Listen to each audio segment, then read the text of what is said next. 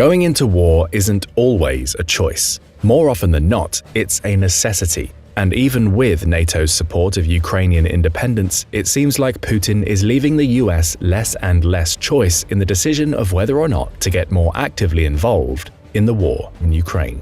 But if the US had to suddenly engage in a full-scale war against Russia, how would it fare? What plans is it making for such an eventuality? One thing is for sure, Putin had better buckle up. The US military keeps its M1 Abrams oiled up, its Tomahawks loaded, and its star-spangled heroes capes nearby all year round. It is always prepared and has kept a particularly close watch on the former Soviet Union ever since the 1940s. During the Cold War, the West had it easy. Despite communist coups and the proxy wars, the Americans and their NATO allies always knew exactly who the real threat was, the foe pulling the strings behind the scenes, if you will. It was, of course, the Soviet Union. For 45 years, the West had prepared, strategized, and planned for the ultimate eventuality, an all-out military confrontation with the Soviet superpower. Whether the Cold War conflict went hot by spiraling into the nuclear realm, or if kinetic operations remained firmly moored in the familiar bounds of conventional warfare, made little difference. What mattered most was that the enemy and its intentions were clear. Knowing that is half the battle. But what happened next changed everything. The Soviet collapse in the early 1990s kick-started 3 decades of self-discovery as the US spread its wings as the world's sole superpower. Combating terrorists, genocidal dictators, and non-state tyrants became the order of the day. NATO members drifted apart, the alliance's mission and purpose suddenly cast into doubt. Then came a 2-decade forever war in the Middle East. We all know how that turned out. After a decade of strategic revision, the US finally embarked on a wholesale pivot to Asia, now hoping to contain a Chinese threat which had for decades grown stronger, almost in plain sight. And then February 2022 happened. Russia invaded Ukraine. Geopolitical clarity, it seemed, was restored. The aggressive Russian bear, whose foreign policy since the Soviet collapse had vacillated somewhere between bitter Western resentment and surprising Western rapprochement, showed its true colors. America, firmly committed to bolstering its presence in the Indo-Pacific, nevertheless seized the opportunity in Europe. For years it had been nursing its wounds, trying to restore European partnerships and alliances which had slowly atrophied under the pressure of populist politics. The invasion recast these relationships in stone. Everyone in the Western world suddenly saw the reflection of their own histories in Ukraine's existential fight for its independence. The US and its Western allies pledged collective action: sanctions, hybrid warfare, material donations, refugee support, and military training. Everything short of entering the fight themselves.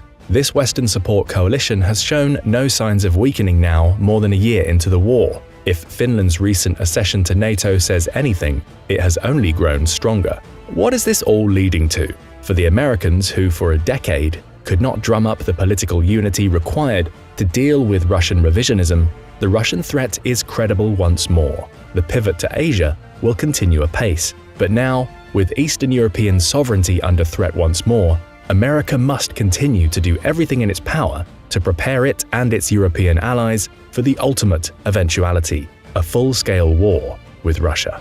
We know you're probably laughing right about now. War with Russia, you're saying. The same Russia that can barely make inroads against a country 28 times smaller and with 100 million fewer people than itself. The same Russia that has allegedly already suffered 250,000 casualties in a single year of fighting. More than the entire number of Russian soldiers killed in every war the Soviet Union and Russia fought since World War II combined. Well, yeah, that Russia. As counterintuitive as it now seems, Russia still poses a grave threat to Eurasian security and Western values the world over. Western analysts are contemplating a number of contingencies that could result from the war in Ukraine, which fortunately for us all has thus far remained contained to a single country. The major one is the potentiality that Russia and its fuming dictator, Vladimir Putin, finally recognizing the futility of winning a long-term victory in Ukraine, go absolutely rogue. Russia has all but burned its remaining capital with the West. Politically, Putin is a global pariah. Economically, Russia has been cut off from Western markets. Its once profitable natural gas left with virtually nowhere to go. Sanctions continue to cut into its ability to supply its military and civilian population with the specialized industrial and technological parts it needs to function effectively. Militarily, there's little evidence the latest round of mobilization will provide the tactical momentum Russia needs to win over the long term. Rather, it's more likely that untrained Russian conscripts or mobiks will continue to be fed into the meat grinder to little effect. Will Putin back down? You can almost guarantee he won't. He's already raised the stakes too high. His people, his propagandists at least, expect too much of him. He's paranoid. He must deliver on his promises. The Ukrainians, as long as they live and breathe, will never accept the Russian occupation on any scale. As a final recourse, Putin still has his nuclear umbrella, something he knows the West won't gamble on. From our vantage point today, it seems as though Putin's Russia, if it continues its present course, will almost have to go rogue. It won't end the war with a negotiated settlement unless something drastic changes, but as attrition whittles down its once vaunted military power, it will be forced to engage in its antebellum tactics, only far more aggressively. It will rely on asymmetric warfare and hybrid operations to destabilize the West. It will increasingly act like a global version of its now closest remaining ally of consequence, Iran, completely decoupled from the international community, pursuing a revanchist foreign policy using drones, proxy wars, missile strikes, espionage, and more, all while using its nuclear umbrella to deter Western retaliation. Nuclear threats will continue to grow in intensity. Cyber operations will increase in kind. Putin will target vulnerable pipelines and transoceanic fiber optic cables. Russia will continue to fund and sponsor disinformation and misinformation campaigns. Russian bots named Peter and Frank will enter your feeds at election times in the hopes of trolling you into voting for their candidate of choice. The bloodletting in Ukraine will continue. The threat of escalation will remain omnipresent. And that isn't good, because as one think tank put it, a rogue Russia still represents a geopolitical crisis of the highest order. It's a threat to global security, Western political systems, the cybersphere, space, and food security, not to mention every Ukrainian civilian. Let's be clear, Ukraine has blunted, if not outright neutered, Russia's conventional military power over the past year. That feat alone is remarkable. But this war won't end anytime soon. Russia remains a dangerous foe, and elsewhere, especially outside Ukraine, the bear can still bite. Make no mistake. So where, outside Ukraine, could the US see itself fighting Russia, and how would it do so? One of the geopolitical hotspots for a possible confrontation between Russia and the US is in a random chunk of territory wedged between Lithuania and Poland, known as the Kaliningrad exclave. This sparsely populated patch of land is Russia's gateway to the Baltic, a heavily defended former German port city ceded to the Soviets in the aftermath of World War II. Kaliningrad's geography is tricky. The port is literally surrounded by NATO countries. Strategically, it's an A2AD or anti-access area denial nightmare for NATO, home to thousands of Russian forces, advanced fighter jets, and nuclear-capable Iskander-M missiles. The exclave is connected to Belarus by a narrow 40-mile land bridge known as the Suwalki Gap, which itself cuts into the only two highways and lone railroad connecting Poland to NATO's exposed Baltic states. Since NATO assets cannot traverse the Suwalki Gap without coming under the guns of Russia's military in Kaliningrad, the wide-open rural region is a crucial choke point that Russia would almost certainly exploit if it ever sought to cut off the Baltics from NATO. Finland's accession to NATO has caused tensions in this region to flare once more. In a matter of 1 year, NATO's border with Russia has doubled, adding over 800 miles of densely wooded, difficult-to-patrol tundra. The Baltic Sea has come firmly under NATO's protection, with Kaliningrad the only Russian outpost in an otherwise Western-friendly sea of states. Putin has had grievances against the West for years, and nobody, certainly not now, should bother trying to predict his next move. But prediction and preparation is the express job of America's military strategists. Were Putin to try to secure the Suwalki Gap to Kaliningrad or gain a foothold in Finland, Lithuania, Estonia, or any of its past satellites, the US and its allies must try to discern his regional capabilities and prepare for an open conflict. But what would this look like? How does the Russian way of war differentiate from the American approach? America is fortunate, at least far more fortunate than Russia in this hypothetical. Its robust network of military alliances and partnerships throughout Europe mean it will be far from alone in a war against Russia. Before the war in Ukraine, both Russia and NATO had respected the terms of the 1997 NATO-Russia Founding Act, committing both sides to avoid reinforcing or permanently stationing forces on the territories of the former Warsaw Pact states or their neighboring Russian borders. Russia abrogated itself from these terms when it invaded Ukraine. Now, NATO has a clear pathway to bolster its presence in these critical areas using measured multinational deployments and the increased rotation of permanently based American troops. The fact America's force posture would be complemented by the presence of British, Polish, Italian, Spanish, French, Estonian, Latvian, Lithuanian, Finnish, and many other allied partners speaks to the logic of the American way of war, which in the modern era has become multinational and collaborative to the core. There is strength in numbers and resolve in collective resilience. These force multipliers are not something Russia could count on in a direct confrontation with NATO.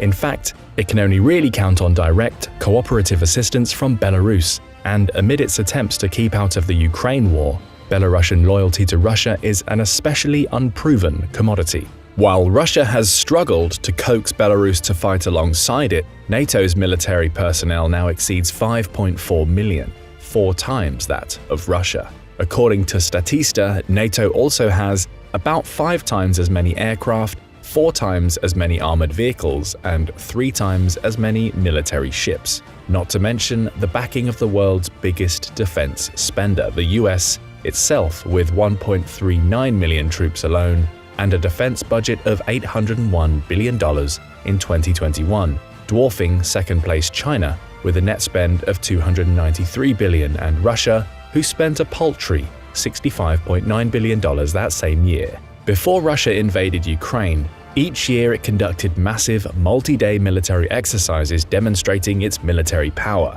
NATO has done the same, ramping up its collective exercises over the past year in response to Russian aggression. While these exercises show little more than NATO's theoretical military effectiveness, the war in Ukraine has brought Russia into stark relief, and it has certainly been found wanting. Russia is in the midst of a new military reform, something its Ministry of Defense announced at the end of 2022. Most see this as little more than a haphazard attempt to patch a sinking ship. They're trying to grow their modern military to the size it was over 2 decades ago. But today there remains a lack of specialists in charge of maintaining military equipment and vehicles, as well as military infrastructure inherited from the USSR, which no longer exists today. Additionally, there were tens of thousands of auxiliary positions like military financial officers and army construction workers, which have also ceased to exist. In other words, noted Russian military journalist and military analyst Pavel Felgenauer, the nominal size of the armed forces cannot be increased in a realistic and meaningful way. Russia lacks qualified junior officers. There's nobody to command the conscripts they're throwing into battle. The army of 1.5 million soldiers Russia dreams of is little more than a bureaucratic fantasy. Still, Russia is frantically trying to restore its depleted forces to the numbers it boasted prior to the invasion of Ukraine. It isn't working.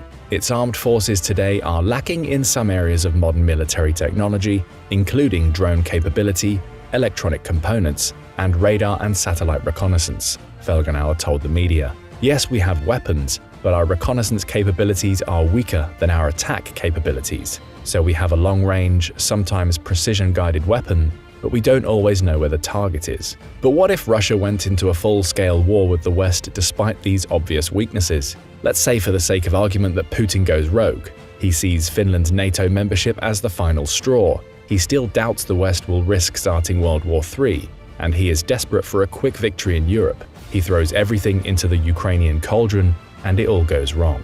Armed with Western tanks and eventually aircraft, Ukraine mounts a series of counteroffensives that all but push back Russia to its own borders. Decisively defeated on the battlefield, the enemies of Lukashenko's pro-Russian faction in Belarus stage a coup and oust the leader from power. In the cascading crisis, weathered Belarusian volunteers, which for years had fought in Ukraine, return home and help throw the Russians out of their homeland. Belarus thus switched sides, leaving the Russian garrison at Kaliningrad entirely surrounded by enemy forces. The Suwalki Gap is no longer a concern for the West, but it is for Russia. Over time, Poland, Lithuania, and other NATO countries pressure the Russian garrison to demilitarize. Morale sinks. They are at the whims of NATO naval forces in the Baltic, Swedish missiles on the neighboring island of Gotland, and all but blocked from their homeland.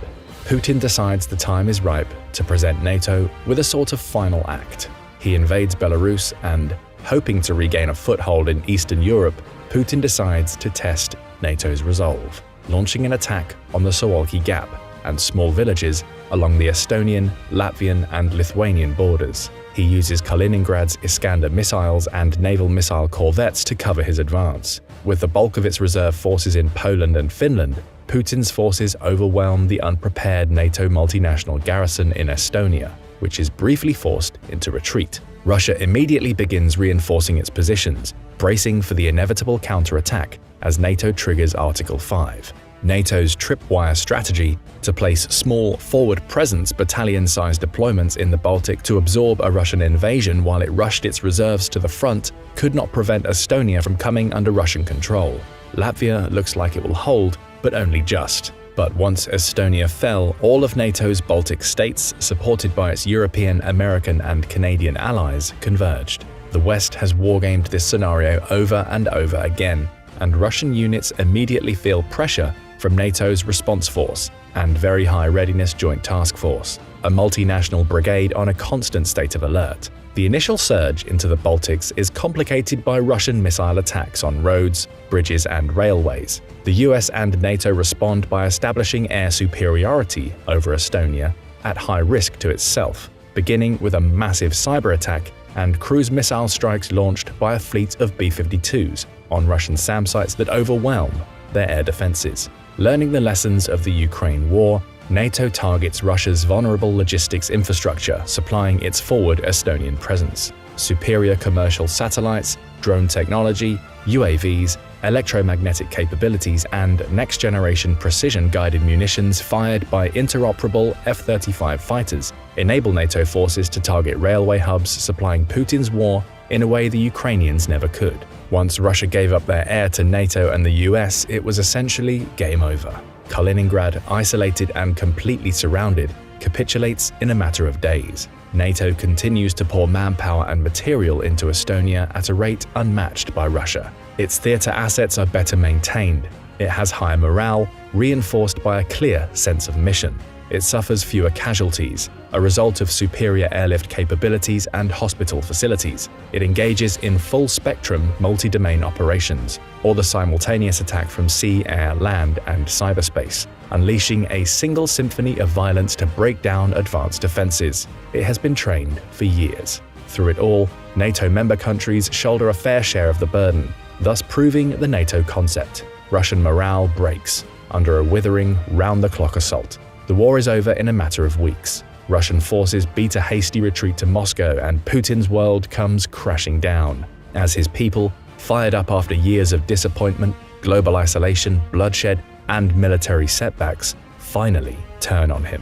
Sure, it's all hypothetical, and yes, it's fair to claim that the West has struggled against forces far weaker than the conventional peers they would face in the Baltics over the past few decades. A fair criticism, but one equally applicable to nearly every country immersed in counterinsurgencies and irregular warfare.